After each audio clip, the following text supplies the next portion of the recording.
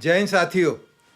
चर्चा का विषय है आज पुलिस के गलियारों के अंदर, सोशल मीडिया में, मेन स्ट्रीम मीडिया में एक आईपीएस वाई पूरन कुमार जो हरियाणा कैडर के आईपीएस ऑफिसर हैं, उन्होंने सरकारी रिवॉल्वर से अपने फ्लैट के अंदर चंडीगढ़ के अंदर आत्महत्या कर ली। आत्महत्या हमेशा सवालों के अंदर रहती है, परंतु जब एक पुलिस वाला, चाहे वो कांस्टेबल हो, चाहे वो सब इंस्पेक्टर हैं, चाहे वो आईपीएस ऑफिसर हैं, जब भी वो इस तरह के सुसाइड करते हैं तो बहुत सारे सवाल पैदा होते हैं और सवाल पैदा होने भी चाहिए, क्योंकि एक सिपाही, एक थानेदार, एक आईपीएस, एक डीजी, कमिश्नर जब ट्रेनिंग कराई जाती है, शपथ दिलाई जाती है, तो उनको इस तरह की ट्रेंड किया जाता है कि वो बड़ी विषम स्थितियों में भी अपने आप को संभाल कर रख सकें और काम कर सकें। और शपथ में भी यही होता है, संविधान के नाम पर शपथ के कानून व्यवस्था को मेंटेन करने के लिए वो अपने प्राणों की आहुति तक दे देंगे, पर इस तरह के प्राणों की आहुति नहीं जिस तरह से वाई पूरन कुमार ने अपने कर्तव्य से भागकर की है। हालांकि इससे पहले भी पूरे हिंदुस्तान की पुलिस में इस तरह के सुसाइड होते रहे हैं। यूपी में सीडी कैंथ आईजी बरेली थे और के गौतम इंस्पेक्टर ने उनके खिलाफ करप्शन का मुकदमा दर्ज किया। वो इतने टेंशन में आ गए क्योंकि उनके खिलाफ बहुत सारे सबूत थे, उन्होंने सरकारी रिवॉल्वर से सुसाइड कर लिया। दिल्ली के अंदर भी बहुत तरह के तनाव के अंदर पुलिस के इंस्पेक्टर्स, एसीपीज ने सुसाइड किए हैं। तेलगी घोटाले के अंदर गिरफ्तार हुए एक इंस्पेक्टर, उनको लगा कि मेरी ज़िंदगी ख़त्म हो जाएगी, उन्होंने सुसाइड कर लिया। उसी तरह पुलिस हेडक्वार्टर से, जो अब पुराना पुलिस हेडक्वार्टर कहलाता है, एक एसीपी ने महकमे की परेशानियों से आकर सुसाइड कर लिया। इसी तरह और भी कई इंस्पेक्टर्स ने इस तरह सुसाइड किए।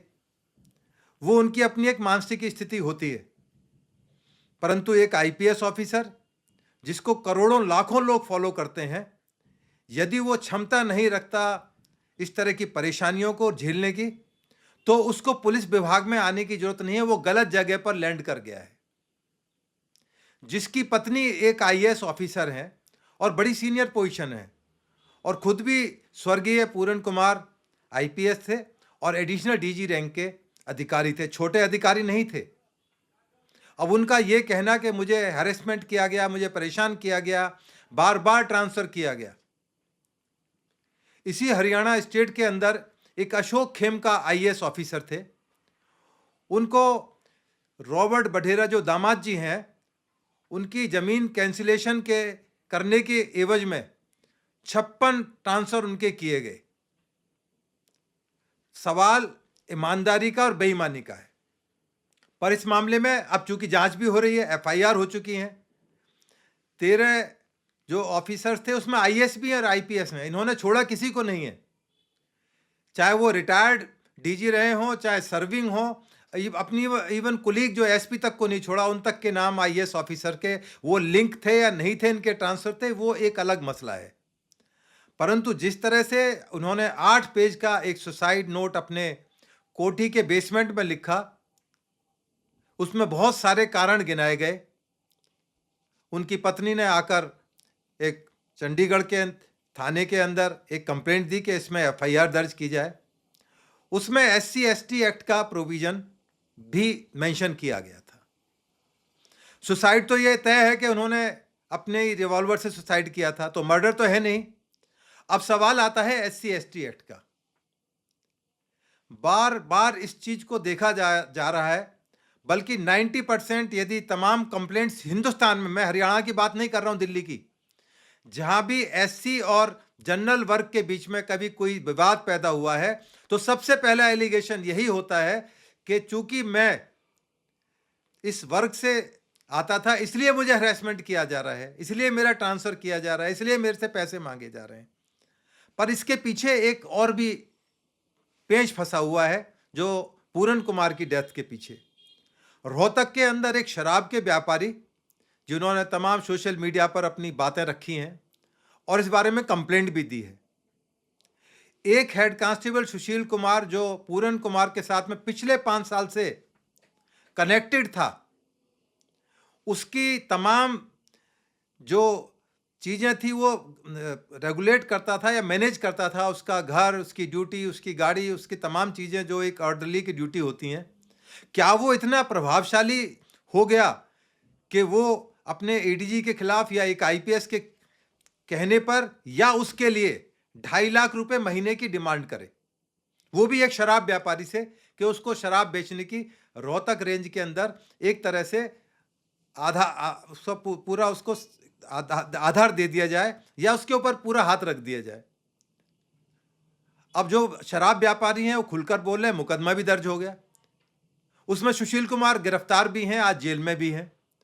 अब सवाल यही था कि उनके ऊपर तलवार लटक रही थी अरेस्ट की, कि क्या हरियाणा पुलिस उनको इस भ्रष्टाचार के केस में अरेस्ट करेगी या नहीं करेगी।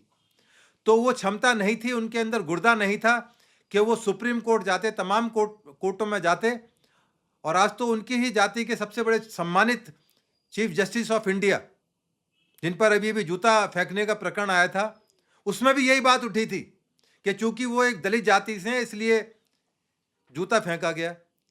जब सारी बात प्रकाश में आई तो पता लगा जूता फेंकने वाला भी दलित जाति था, तो मामला बैलेंस्ड हो गया, वो मामला खत्म, रफा दफा कर दिया गया।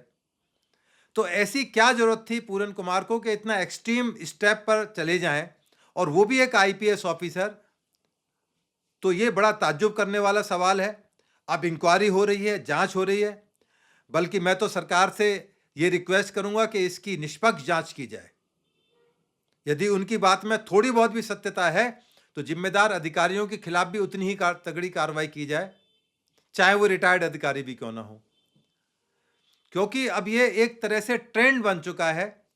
और सुप्रीम कोर्ट ने बार बार इस चीज पर स्टे दिया, बड़े सारे महत्वपूर्ण निर्णय लिए, खासतौर से यूपी के परिप्रेक्ष्य में। वहां पर यह एक ट्रेंड बन गया था, खासतौर से मायावती जब सीएम थी, कि जो भी एलिगेशन लगाना हो जनरल कास्ट का हो, सीधा सीधा SC/ST एक्ट लगाओ और नॉन बेलेबल सेक्शन में उसको अरेस्ट करके जेल भेज दिया जाता था। सुप्रीम कोर्ट ने कहा नहीं, बहुत सारे मामलों में ये नजर आ रहा है कि जानबूझकर हैरेसमेंट करने के लिए इस तरह की चीजें की जा रही हैं। तो सुप्रीम कोर्ट ने एक रूलिंग दी जो पूरे हिंदुस्तान में लागू हुई, परंतु राजनीतियों को कोई मंजूर नहीं था। वो चाहते थे कि उनको जो वोट बैंक है वो खिसक ना जाए। तो उस वोट बैंक को खिसकने के लिए उन्होंने उसमें कानून में फिर एक संशोधन कर दिया और पुरानी स्थिति को रेस्टोर कर दिया कि उसको तुरंत अरेस्ट किया जाए। अब जो 13 अधिकारी हैं जिनके खिलाफ FIR हो रही है, अब उनके ऊपर भी वही तलवार लटक गई है।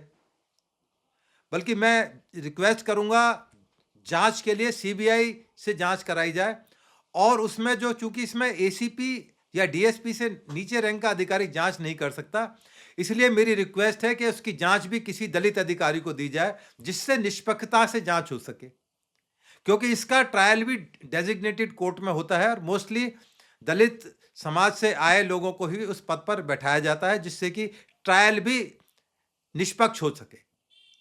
अब तमाम चीजें प्रकरण में आ गई हैं, और ये पहला मामला नहीं है कि IPS पर या IAS के ऊपर दाग ना लगे हों।